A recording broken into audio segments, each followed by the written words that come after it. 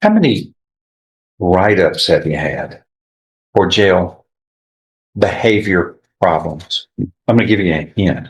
I'm looking at over 30 pages.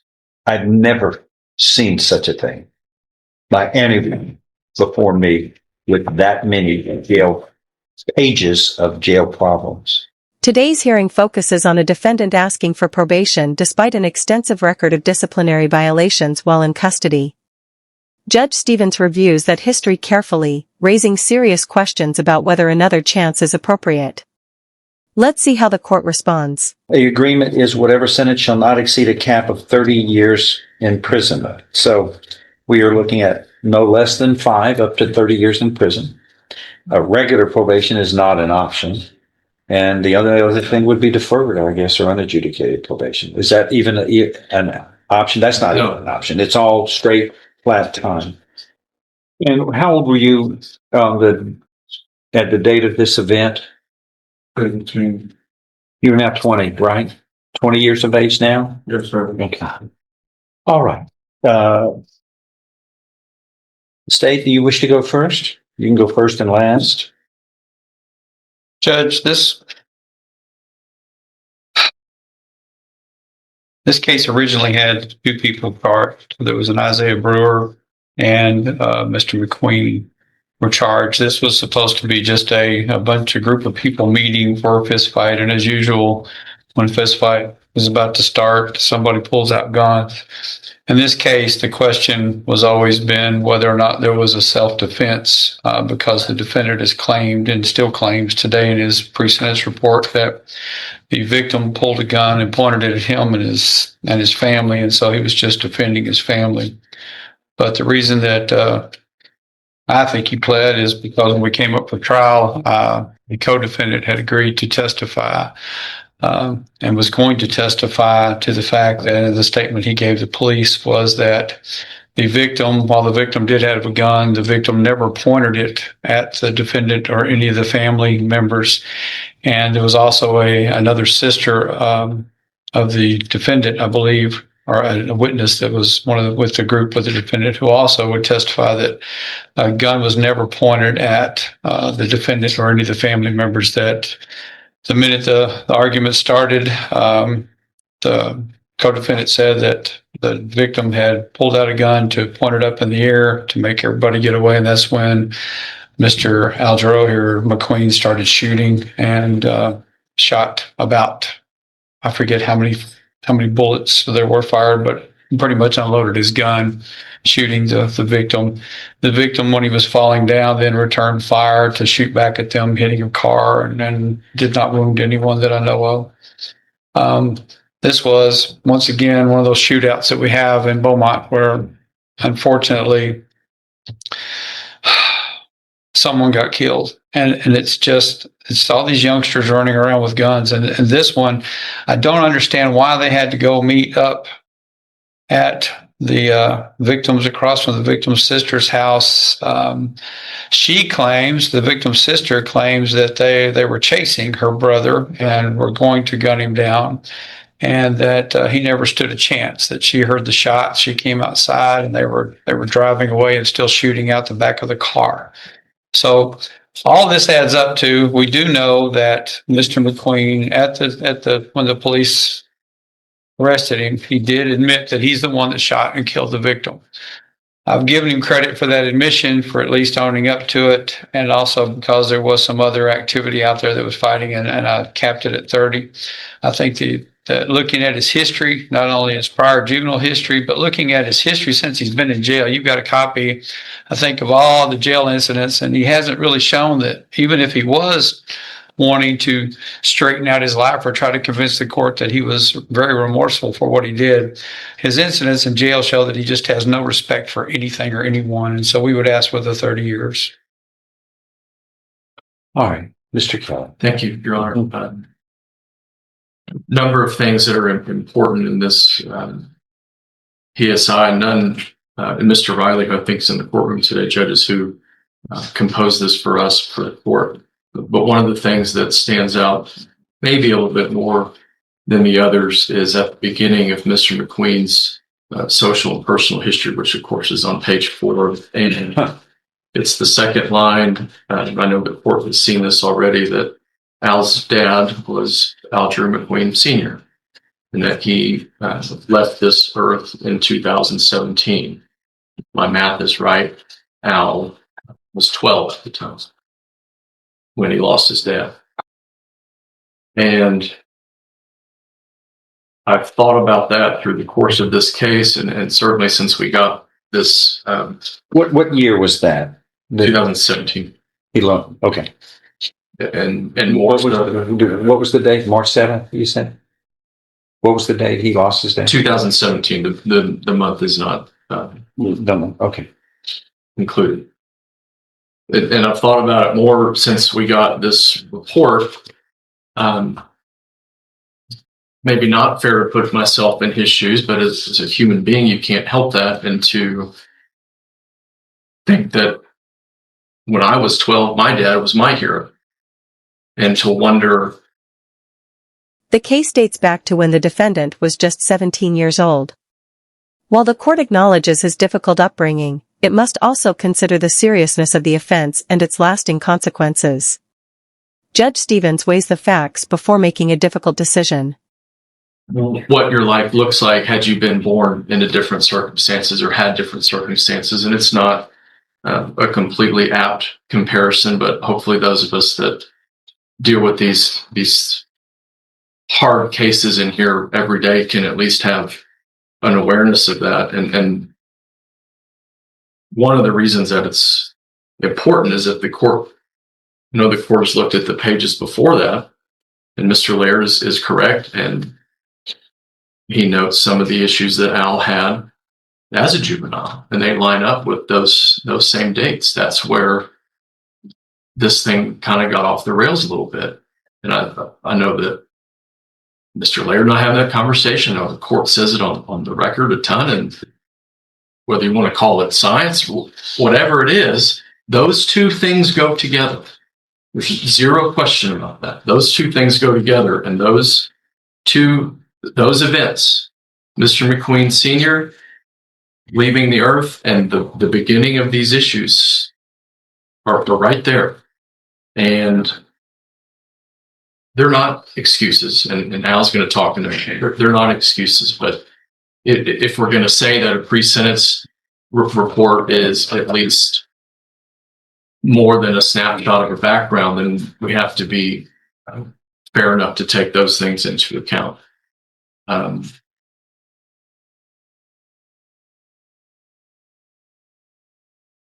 One of the other things that we mentioned, and the court looked at our letters that are included in our memo to the court, but one of the other things that we mentioned is it's not to devalue anything, but this is, and again, I think Mr. Laird said it exactly accurately. It is tragic in the classical sense that life could be treated in such a way. And one of the questions that this court asks more often than it probably wants to is, how do you bring a life back? And you can't. And so then the question becomes, what is just? What is appropriate for that family, for the Edwards family? But also, Al's the one standing in front of the court. So what then is appropriate for him to have accepted responsibility?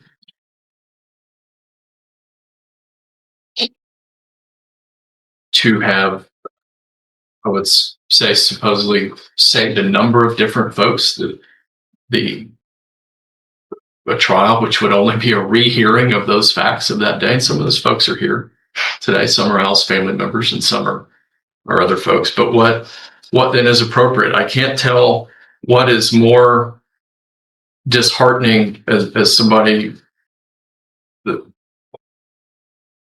again, for all of us that work on these kind of cases every day, what's more disheartening is the case where you look backwards and you see a number of criminal episodes that of course culminate in a murder, and we all look at each other and say, well, that story wrote itself. Or somebody who hasn't even started life yet and is here already. not excuses, but they paint the rest of the picture, and they have to be accounted for. I know that the state's position is that some of the credit is in the cap, and I don't disagree with that. We ask the court to take into account everything that we put in that memo. The folks that wrote letters on his behalf to the court, I can't imagine the angst that it causes a mother or a grandmother to have to write a letter to a court in this situation. I think in the same way that the Edwards family has been dealing with loss for the last 3 years, so too will these folks, in a different way and less permanent. Wouldn't compare those two things. They are facts, but both of those things can be true. So we ask the court today, in light of all that, for measure of leniency. The court will allow that he will address the court too.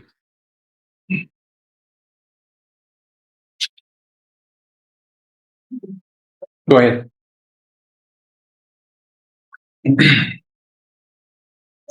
Your Honor, I am sorry. I do apologize for the crime that I committed, but I am not pleading guilty because of someone wanting to testify. It is not scary. I'm pleading guilty because I know I was wrong and that I could have handled the situation different. During the hearing, the defendant requests leniency, but the court focuses on accountability and his history of following the rules. Judge Stevens considers whether probation is realistic or whether a custodial sentence better serves justice.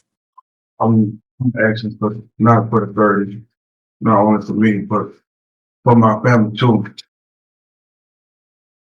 I understand what I did was not right, but I can't change someone else's mind of how they want to handle the situation.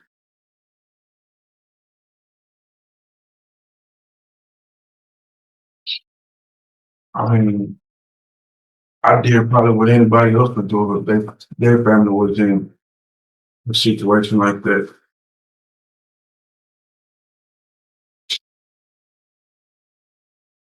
What was He's got a funny way of showing how sorry he is by the way he's acting in jail.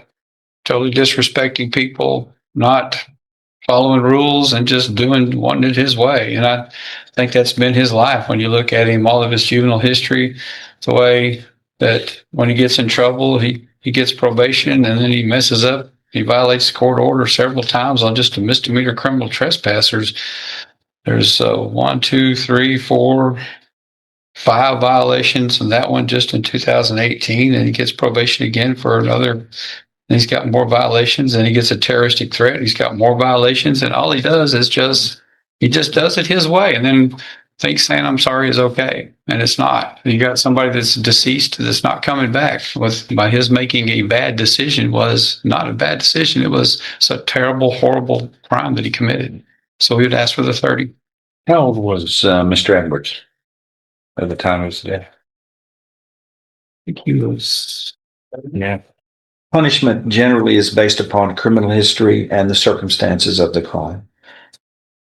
Also, the court looks at the person's environment, their lifestyle, their choices that they have made in their life. And all of those are compiled very well in a pre-sentence report that the probation office fixes up. And here we have you have a juvenile history that begins in 2017 with being a runaway, then criminal trespass, robbery, runaway, criminal trespass crimes, terroristic threat, criminal trespass, theft, unauthorized use of a motor vehicle. All of these are, even through 2020, unauthorized use of a motor evading arrest or detention. Several pages. And then this event occurs on May 28th when you're 17. And the pre-sentence report also states that not only do you have a consistent commission of crimes and illegal acts, but those also include you're smoking an average of 5 marijuana cigars a day. This says from the day from 16 years of age until May 28th when this event happens. I mean, daily. So you're making bad choices all the way around. Plus, you're high as a kite consistently. So we have the shooting to death of a person, a large juvenile criminal history. There were inconsistencies in your accounts when you were talking to law enforcement and the investigators about what happened here. This was a shooting that occurred from a plan to meet with people to air out grievances in a way that wasn't going to be using I thought and a peaceful means. Everybody seems to have a gun. And everybody you certainly, according to this report, it suggests that you had planned to use a gun. And this doesn't show anything spontaneous. And the self-defense claim is undermined right and left by the facts that are shown in the reports. Then, after this happens, you dispose of your cell phone, clothing, things that you're doing to avoid detection and to try to prevent the trail of the event leading to you, which is consciousness of guilt. And you're placed in jail. As the hearing continues, the judge reviews the defendant's repeated failures to comply with previous opportunities for supervision. The pattern of behavior becomes a key issue as the court decides whether another chance is justified. How many write-ups have you had for jail behavior problems? I'm going to give you a hint. I'm looking at over 30 pages. I've never seen such a thing by anyone before me with that many jail pages of jail problems. But the way you handled all of this while you were waiting is as irresponsible as you handled the event. It shows such a lack of remorse. But it's as though you don't want to do the right thing. Do you know how many write-ups you've had? 55. I've never seen that many here in 18 and a half years.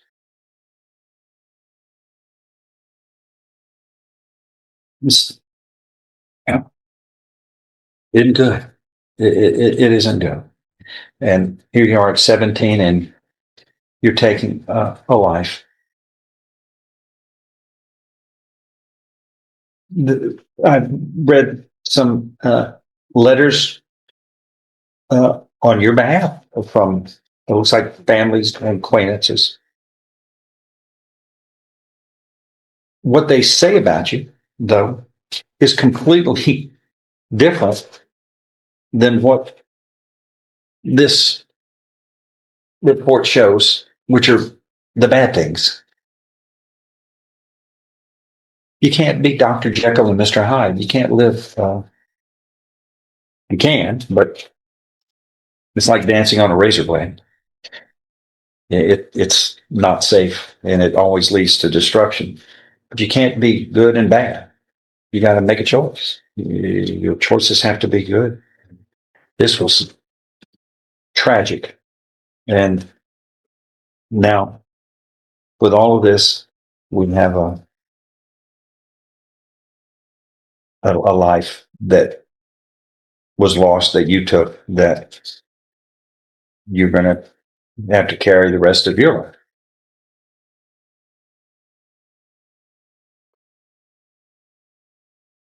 But I don't read anything here at the end. I don't hear anything about, I'm sorry this happened. I don't see it anywhere. And I guess I'm not surprised, but I don't see it at all. And really, you're admitting you did this and somebody was killed and a life was taken. One of God's creatures was taken, but it's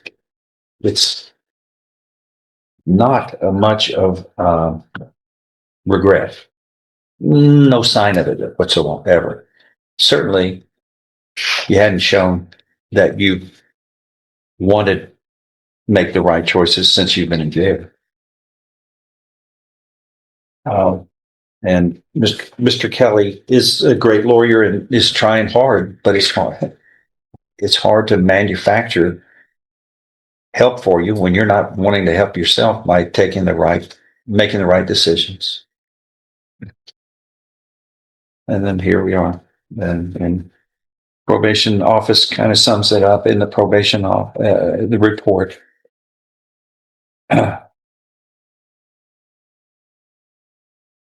That any factors of leniency are may be outweighed by the gravity of the murder, your extensive juvenile record, your ongoing behavioral issues in jail, and the actions surrounding the crime which indicate consciousness of guilt. And the court should consider these factors as well as others presented by the parties. And you were looking at up to life in prison, which I can't even imagine for a 17-year-old. But anything else to add by anybody? No. Or anything, Mr. McQueen, you want to say? No? No, sir. All right, I am going to follow disagree, and that he will be sentenced within this. I now find you guilty beyond a reasonable doubt in this case. I'm following this agreement. You were hereby sentenced to confinement in the institutional division of the Texas Department of Criminal Justice to serve a term of 30 years imprisonment as agreed as the cap in this case. You will be given credit for all time you have served, and the judgment shall reflect that a deadly weapon, namely a firearm, was used in the commission of the offense. All right. Good luck to you, and I hope you live better. By the end of the hearing, Judge Stevens considers both rehabilitation and public safety. After reviewing the defendant's lengthy disciplinary record, the court must decide whether he has earned another opportunity or whether a significant prison sentence is the appropriate outcome. What do you think?